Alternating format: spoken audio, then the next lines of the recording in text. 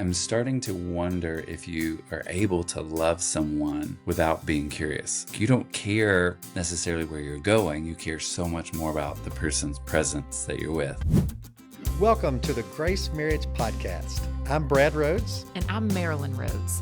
We're here to help you build a marriage that's stronger, more connected, and full of grace. I'm Rick Dayton, joining Brad and Marilyn as we bring you weekly conversations designed to inspire and equip you to live intentionally in your marriage. We'll share practical tips, powerful stories, and strategies to help you and your spouse grow closer and thrive together. So whether you're just starting out or have been married for years, there's always room to grow. Let's do this together. This is the Grace Marriage Podcast.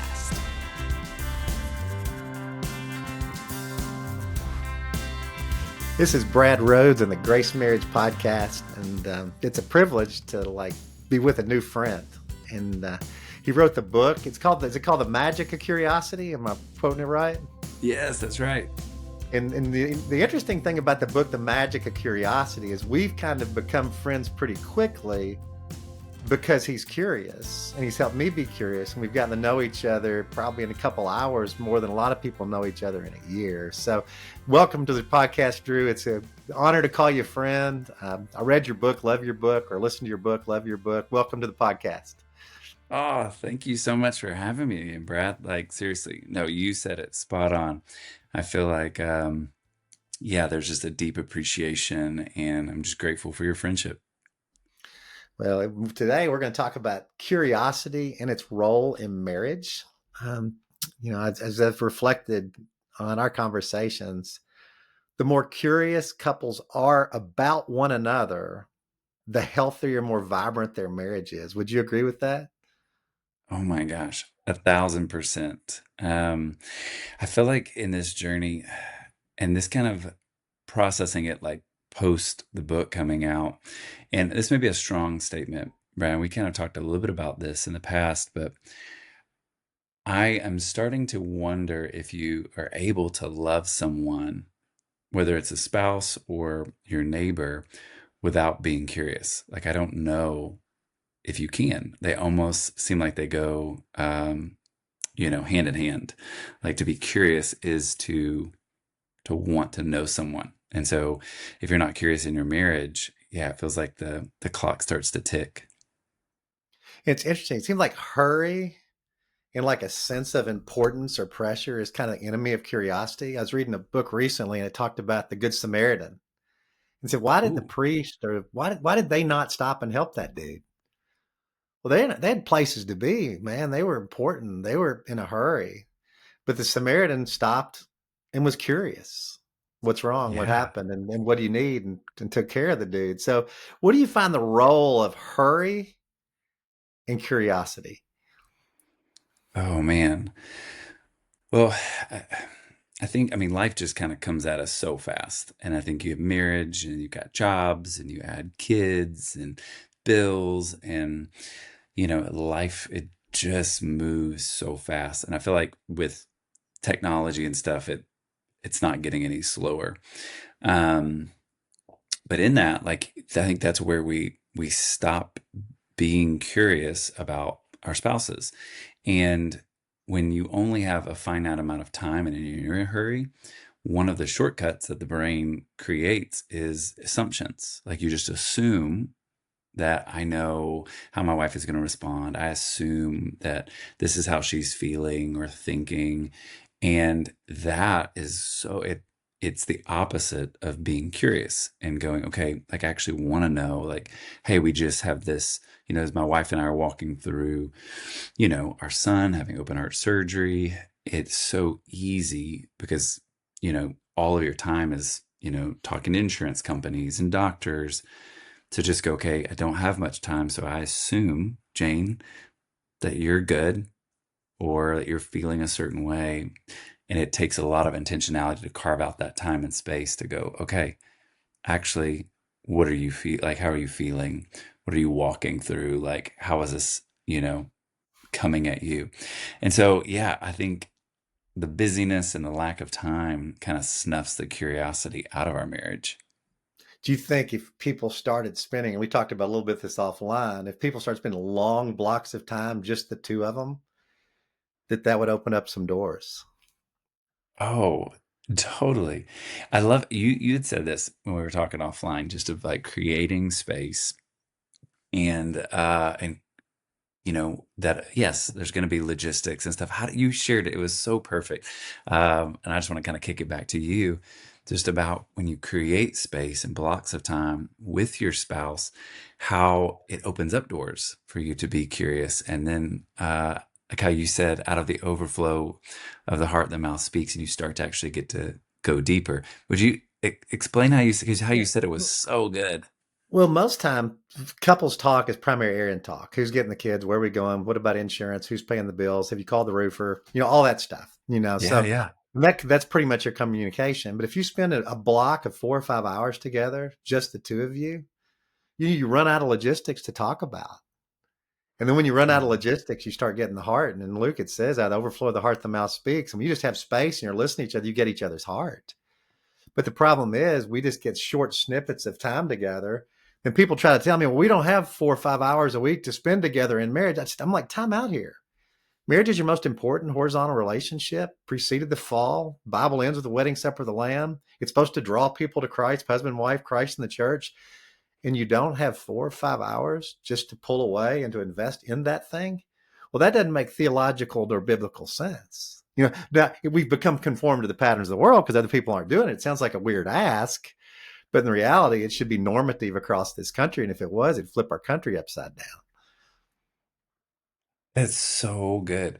And even, I mean, you sharing that, I told you this earlier, like, I feel so convicted. I'm like, I want to carve out more space. I want to be so much more intentional, just to get out of the house or to change the environment, to create space for curiosity to flourish with my spouse. And so, yeah, thank you for sharing that. That's so Well, good. well, the thing is, you have no idea what's ahead, Drew, because you're a curious guy. You wrote the book on it. It's a good joke, good joke there. But so when you make space for your wife and you spend 4 or 5 hours together just consistently, and you're naturally curious because of what the Lord's shown you, I think you're going to be shocked how cool this is. I mean, it's like you're experiencing probably marriage in a good way now, but I think you're going to find paradigms of like oneness and connection and attraction that are new and crazy beautiful. Yeah. I mean, for me, you sharing, I think the big takeaway is, it's that it's the quantity, like the amount of time that, because you're right. Like if you just, hey, my wife and I, I mean, it's so good to still an hour or 2 hours away, but the consistency of that, or even like you said, 4 or 5 hours, when you said that eventually you run out of logistics, I was like, that is so good. And I think sometimes we create such small amount of space because of time. So then that's all we do. We only talk about logistics and we never get to the heart of the person. And so I think that's pure gold. And I'll give you an example. My wife's going through some significant health stuff. If we spend 30 minutes together, I'm going to hear about supplements, about doctor's appointments, about what's coming up. But then if I get into hour 2, 3, I'm going to get into discouragement and sadness Mm. and just how she's battling for joy in the middle of it and how she's doing it. And when I hear that, it all of a sudden, whoa, it just does something inside me that pulls me toward her. If we stop at the logistics, we stop at the surface. And if we let the logistics, you got to talk about them. You need to, but unfortunately now not a lot of couples have time to go really past logistics. Yeah. Brad, can I ask you a question? With you guys walking through, your wife's health, like, and you get 5 or 10 minutes with her. Do you because I think sometimes, we just go, okay, I want to like jump into the deep end with like, so hey, how are you doing? Share like the depths of your heart. And sometimes we're not ready to go there, you know, instantly. We want to talk about the supplements and we want to talk about the doctor's visits, and then you get there. Have you learned any practical ways of like how to just ask good questions and to do it like, and not just, hey, I have 10 minutes, give me the depths of your heart, which obviously probably doesn't work well. Well, in your book, you talk about how when you try to force it, Hmm. it feels forced, and the person almost feels pressured or interrogated, So I find that communication is best organic. And when you give a large space, that organic communication gets deep over time. So when you love people well, you just let them communicate how they feel like communicating, what they want to talk about, what they do. And then as you ask questions, truly curious questions, it all comes out. So if we sit down for 10 minutes and I say, okay, these 10 minutes, I really want to know your heart. When he goes, okay, babe, how are you doing? Are you emotional? Are you feeling deep? Are you discouraged right now? Are you discouraged like that? I can't, but if I was like, hey, tell me how you're doing, and then just good lawyers ask great follow-up questions. Bad lawyers bring in an interview. Bad lawyers bring in a list of their questions and they go through each question and they cover it all and feel they did a good job because they covered all the questions. Good lawyers are watching the witness really closely. And virtually every question they ask was based upon the body language or the words of the witness. And Yeah. those lawyers get to the heart of it. So you watch the really good ones. They ask really good questions, and the question is based upon the answer, not based on what I'm trying to learn. So good. Yeah. So like when you're I've like never thought about that. when you're talking to your wife, how you doing? I'm a little discouraged. What do you mean by when you say discouraged? How you feeling? And then she says, well, Yeah. I'm just tired. I'm just really tired. Now, when you say tired, what do you mean? Well, Brad, it's been 2 years now, and I just don't think I'm ever going to get better. Well, I can see how you'd feel you're not ever going to get better. Um, and you just keep asking the questions as they go, and then, how are you doing? Well, I'm encouraged today. I'm taking mahjong or whatever that is lessons, and I'm enjoying my friends. Really, is that bringing you energy? Are you liking that? Yeah, it's been a lot of fun. Tell me about that game. So you don't know where the conversation's going to go. But what you do know is I love my spouse and I want to learn her. I want to learn her. And wherever you hit them, you're going to hit them at different stages. You might hit your wife one day and she really feels encouraged. Man, I'm trusting God right now. I'm not worried that much about the finances. God's going to take care of us. Well, tell me about that. Well, God says, the next time, how are you doing? Oh, I'm paralyzed with fear. I'm miserable. Well, tell me about that. You just want to know each other on a day-to-day basis. And we change every single day. So true. I, okay, we were talking, I immediately thought about, you know, just the intimacy of going on a walk with someone, and being side by side. And with that walk, you don't care necessarily where you're going. You care so much more about the person's presence that you're with. And yes, you'll maybe see trees or squirrels or whatever on the journey, but you don't necessarily know where it's going. You're just enjoying the presence of the person around you. And the same is, I'm guessing, with like a date or a conversation, you're like, I don't know where this conversation is going to end up. And that's not what matters. What matters is that I deeply care about the person I'm in this with. Amen. It's got to be a controlled curiosity. So, like, if you're meeting with your wife, you're a curious person. Well, you're talking to your wife. I wonder what the weather's going to be like tomorrow. They're curious. It's easy to go to the cell phone and check that. Hey, I wonder if there's a concert this weekend for us to go on a date. You have to control your curiosity and channel it all to the person that's in front of you. So take captive every thought to make it obedient to Christ. So you're with your wife and you're thinking, oh, I wonder if we've heard back from the insurance company. Nope. Tell me more. So you really curious people have to be careful to make sure that they're focused in their curiosity and their curiosity doesn't cause them to be distracted and not give the person 100% of them. Yes. Yes. Yeah. It's the focus of the curiosity. Like my curiosity is on you, not necessarily the weather. I don't care about that. I'm just curious if I can get more time with you tomorrow outside. Well, in your marriage, how has curiosity played out in your marriage, and how do you feel like it could take you to new levels? Gosh. Well, I look back on my marriage, and I read about this in the book, and I see seasons of like where my marriage wasn't healthy. And we were so, my son's health, the rapid growth of a church, busy schedules. And yeah,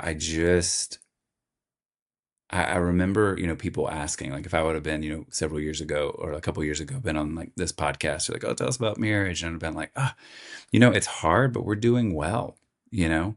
And my wife's response later on was she was like, hey, I really think that you think that. Like, but I'm over here struggling and I'm tired and I feel like, um, I'm getting your leftovers.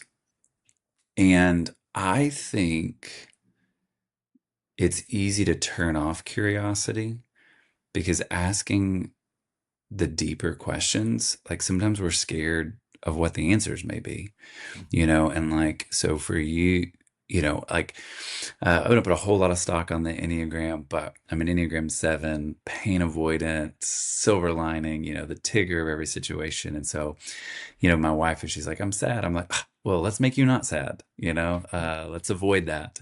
And, so we don't ask. I don't want to ask how you're doing because I'm scared that you may actually tell me that you're not doing well, or that you're tired, or you're depressed, or you're sad. And I don't know how to create space for that. So I just would rather not ask and just assume. Or I really don't want you to tell me, Drew, I feel like we're getting scraps. I feel like you're here, but you're not fully mentally present with us. And like for me to stay curious and go, okay, tell me more about that. Like I don't want you to feel that way, but I can totally see that. So like tell me what it's like to be on the other end of me. That was a huge breakthrough. So I wasn't doing that. And it caused my marriage to be, I feel like, fragile would be maybe the best word I could use. But as I'm growing and I'm like becoming more curious about my wife and how she's feeling about day to day, what I've learned is that I don't have to be defensive. I can be curious with her. Tell me more about that. What's that like? And that's just, and I'm using that as an example with conflict, but that's anything. And so, yeah, I feel like since really zeroing in and trying to prioritize curiosity in my marriage, it's created so much. Like my wife, this maybe sounds dramatic, but she feels safer, not like physically, but emotionally, to like share with me because she knows I won't be dismissive or try to well, no, you don't understand. Let me explain that away, or hey, you shouldn't feel that way, like, or let's just stop being sad, or whatever it is. She's able to go, okay, I feel like I can bring that to you because you really are being curious and you're becoming emotionally safe to me.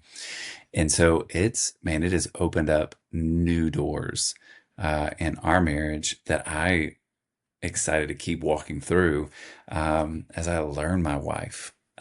You've said this before, like, our spouses we're constantly changing. Our spouse is constantly changing. So our curiosity, it like, I'm kind of, uh, I've never said this or thought this before, but it just popped in my mind. It's kind of like getting the iOS software on like update on your phone. If you don't do that, well, in 2, 3 years, your phone is like almost worthless.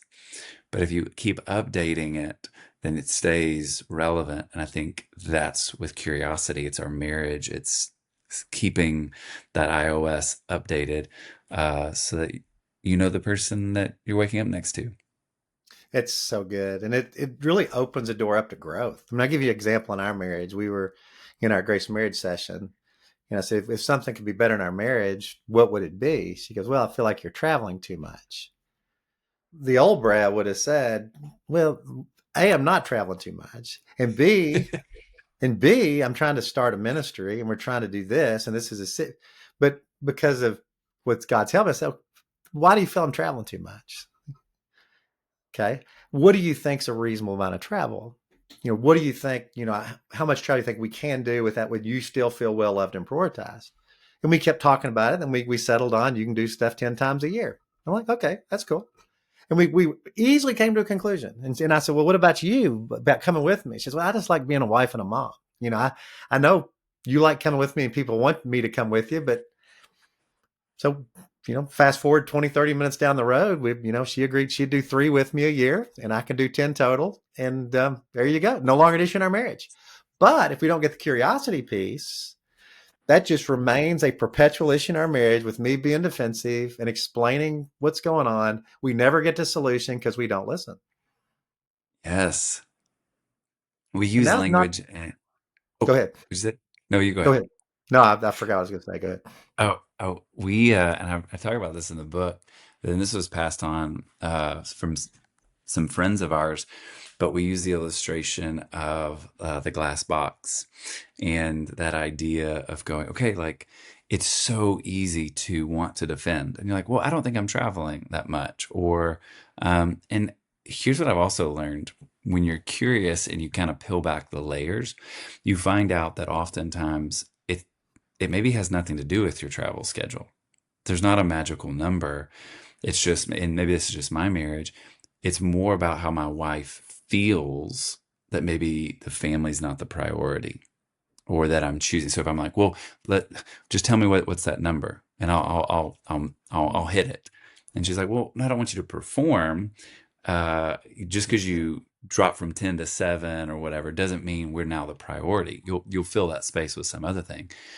But when you're able to take it and put it in the glass box, it prevents you from being defensive and go, okay, travel schedule. Now let's put it in the glass box and let's look at it from these different angles and be curious about it. Like, hey, is it the time away? Is it that I'm not prioritized? Like you feel like that when I'm gone, like that's more important, or what is it? So that I can learn and grow and love you better, not perform better, not jump through the hoops. Mm-hmm. Because, it's like, well, because I remember when marriage was so fragile, what I wanted, and maybe this is a guy thing, what's the quick fix?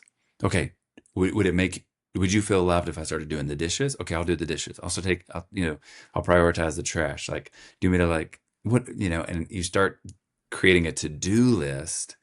And your spouse is like, well, that's not the point, like it's maybe to flip it with the typical, for as a husband, it's like your wife, she's like, okay, what do you just want to have sex 3 times a week? Can we just check that off? And you're like, well, no, what I want to be is close to you. I want to be intimate. I want our hearts and our souls to be like connected. I don't want just a number to check.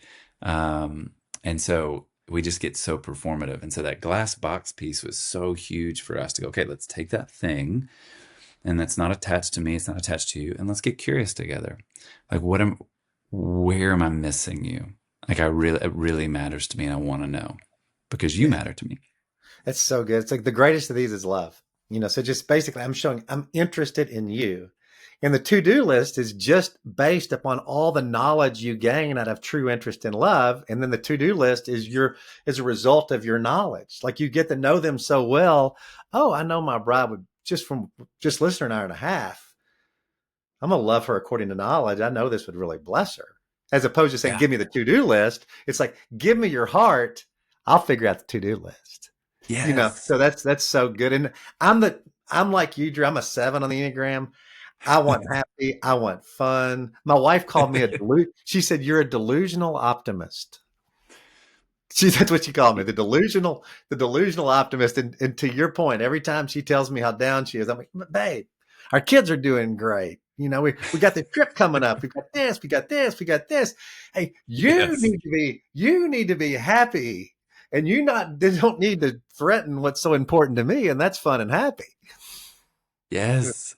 I mean, it's so good. Well, and this has been great. It's been great. And that at Grace Marriage, what we long for people to do is like, we just create the space in our model for you to be curious. You get to know each other. You learn each other. You do these things. You grow. So if you're not in Grace Marriage, get in Grace Marriage. Your church doesn't have a marriage ministry, launch a marriage ministry. I have listened to the book Magic Curiosity, listened to it. It is great. It's a fun read. It's a great read. And frankly, it will help you enjoy everything. You'll notice more stuff. Like I started driving home from work. I'm like, okay, I'm gonna try to be curious on the way home. Is there anything between here and home that I've never noticed before? So it will, Yes. it'll make you more curious. So Drew, thank you for being on the podcast. Love you, love your ministry. Appreciate you. Oh, love you guys. Thank you for joining us on the Grace Marriage Podcast. We really hope you're feeling inspired to take intentional steps to grow in your marriage. If you enjoyed today's episode, please don't forget to like, subscribe, and share it with a friend.